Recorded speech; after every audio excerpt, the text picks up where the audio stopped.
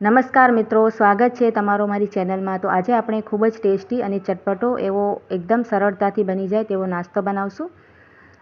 ખૂબ જ ઓછા તેલમાં અને ખૂબ જ ઓછી મહેનતથી બની જાય છે। તો ચાલો બનાવવાનું શરૂ કરીએ।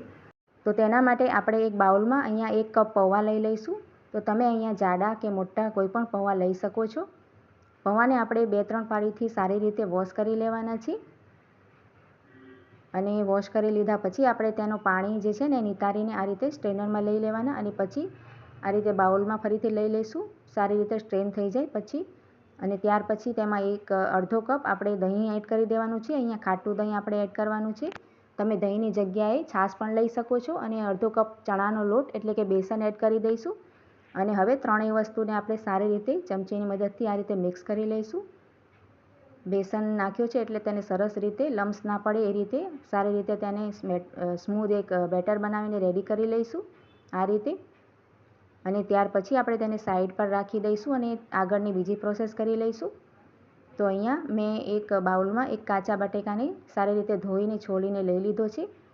બટેકાને આપણે એટલે ગ્રેટ કરી લેવાનું છે। આ રીતે આપણે ગ્રેટર લઈને બટેકાને સારી રીતે ગ્રેટ કરીને રેડી કરવાનું છે। તો મેં અહીંયા બટેકાને સારી રીતે તમે જોઈ શકો છો ગ્રેટ કરી લીધો છે। હવે આપણે બટેકાને પણ સારી રીતે વોશ કરી લઈશું। બટેકાનો જે બધો સ્ટાર્ચ છે ને નીકળી જાય એ માટે। અને વોશ કરીને આ રીતે તેને પણ આપણે સ્ટ્રેન કરી લઈશું ચાળણીમાં નાખીને। અને ત્યાર પછી આપણે જે પૌવાનો બેટર રેડી કર્યો છે ને તેને લઈ લઈશું અને ચમચીની મદદથી થોડોક આને આ રીતે પ્રેસ કરતા જઈને તેને આ રીતે એકદમ સ્મૂથ કરી લઈશું। અને પછી આપણે જે બટેકાનો ચૂંદો કરીને રાખ્યો છે ગ્રેટ કરીને તેને આપણે એ બેટરમાં એડ કરી દેવાના છે।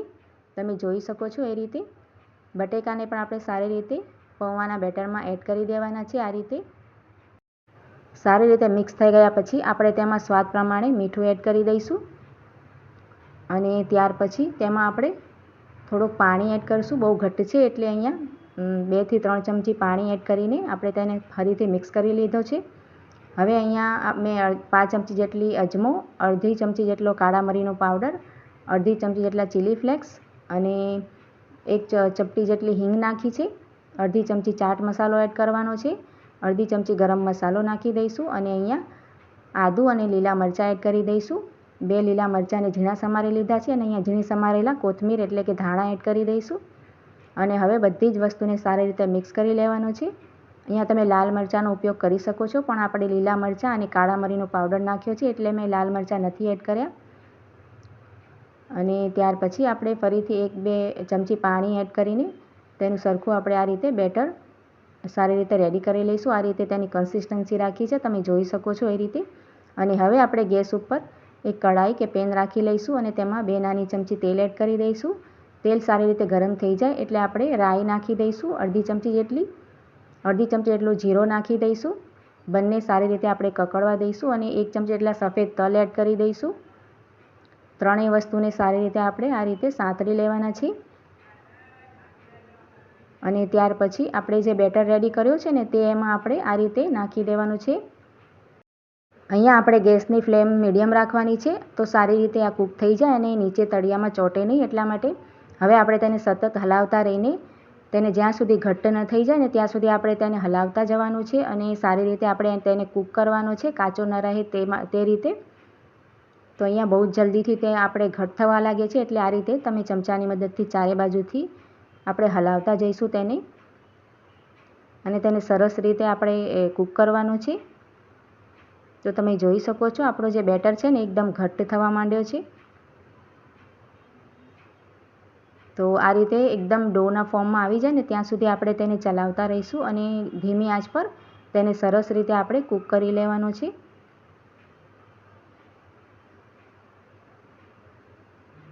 જેટલું આપણે તેને સારી રીતે કૂક કરશું એટલો જ આપણો નાસ્તો જે છે ને એ સરસ રીતે એકદમ ટેસ્ટી બનીને રેડી થાય છે। તો અહીંયા તમે જોઈ શકો છો ડોના ફોર્મમાં આવી ગયો છે। હવે આપણે ગેસની ફ્લેમ ઓફ કરી દેવાની છે અને તેને આપણે નીચે ઉતારી લઈશું। આ રીતે એક આપણે પ્લેટ કે પછી આ રીતે કન્ટેનર લઈ લઈશું અને તેને તેલથી આપણે ગ્રીસ કરી લેવાનું છે। અને જે આપણે બેટર રેડી કર્યો છે ને તે આપણે તેમાં નાખીને તેને સેટ કરી લઈશું સરસ રીતે બધી બાજુએથી આ રીતે ચમચીની મદદથી આ રીતે આપણે તમે જોઈ શકો છો સેટ કરી લીધો છે। હવે આપણે તેને 5 મિનિટ માટે ઠંડો થવા દઈશું। અને અહીંયા મેં તેને ઠંડો કરી લીધો છે સરસ રીતે. હવે આપણે તેના પીસેસ કરી લેવાના છે. આ રીતે એક નાઈફની મદદથી આપણે તેને કટ કરી લઈશું. તો તમે તેને આ રીતે બનાવીને ફ્રીજમાં પણ રાખી શકો છો. જ્યારે આપણે બાળકોને ટિફિનમાં કંઈ દેવું હોય કે પછી સવારે નાસ્તા માટે આપણે આ રીતે બનાવીને રાખી શકાય છે. તો આપણે નાના કે મોટા આપણી પસંદના તમે પીસેસ કરી શકો છો. તમે જોઈ શકો છો સારી રીતે સેટ થઈ ગયો છે આપણો નાસ્તો. આપણે તેને બધા પીસેસ કાઢીને તેને પ્લેટમાં લઈ લેવાના છે. આ નાસ્તો ખૂબ જ ટેસ્ટી બને છે ફ્રેન્ડ્સ, તમે એકવાર જરૂરથી ટ્રાય કરજો. આપણે તેમાં દહીં ને છાશ નાખીએ છીએ ને તો તેનાથી ખૂબ જ સરસ ઢોકળા જેવો ટેસ્ટ બને છે. તો તમે એકવાર ચોક્કસ ટ્રાય કરજો. અને જો તમને આ રેસીપી સારી લાગી હોય તો તેને લાઇક, શેર અને કમેન્ટ કરવાનું બિલકુલ ના ભૂલતા. તો આ નાસ્તાને તમે ફ્રાય પણ કરી શકો છો. રાઈ લીમડાના વઘારથી તમે તેને વઘારીને ખાઈ શકો છો. તો અહીંયા આપણે તેને સેલો ફ્રાય કરવાનો છે. એટલા માટે મેં અહીંયા પેનમાં તેલ ગરમ થવા મૂકી દીધો છે. અને તેલ ગરમ થાય એટલે આપણે તેમાં પીસેસ તેના નાખીને ક્રિસ્પી થઈ જાય ત્યાં સુધી બંને બાજુથી હલાવતા રહીને તેને ફ્રાય કરી લઈશું. તો મિત્રો, જો તમે મારી ચેનલ પર નવા હો, પહેલીવાર જોતા હોય તો મારી ચેનલને સબસ્ક્રાઈબ જરૂરથી કરી આપજો. અને કોમેન્ટમાં જઈને જરૂરથી બતાવજો કે તમને મારી રેસીપી કેવી લાગે છે. તો અહીંયા મેં બધાય પીસેસ તેના નાખી દીધા છે. અને હવે એક બાજુથી સરસ રીતે શેકાઈ જાય પછી આપણે તેને ફ્લિપ કરી લેવાનું છે. તો ખૂબ જ ટેસ્ટી અને સરળતાથી બની જાય તેવો નાસ્તો છે. બાળકોને વેકેશનમાં નાની મોટી ભૂખ માટે કે પછી બાળકોને ટિફિનમાં આપવા માટે પણ આ રેસીપી તમે બનાવી શકો છો. તો એક બાજુથી તમે જોઈ શકો છો કેટલો સરસ કલર આવી ગયો છે અને ઉપરથી એકદમ ક્રિસ્પી થઈ ગયા છે. એટલે હવે આપણે તેને બીજી બાજુએથી પણ સારી રીતે શેકી લઈશું. આ રીતે આ નાસ્તો વઘારવાથી પણ ખૂબ જ ટેસ્ટી લાગે છે.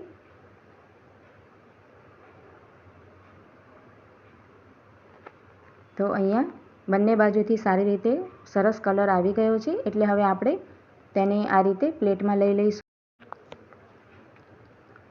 તો અહીંયા મેં બધાય નાસ્તાને ફ્રાય કરીને રેડી કરી લીધો છે. એકદમ ટેસ્ટી અને ચટપટો આપણો નાસ્તો બનીને બિલકુલ રેડી થઈ ગયો છે. તો તમે ચોક્કસ આ નાસ્તાને બનાવજો, તમને ખૂબ જ સારો લાગશે.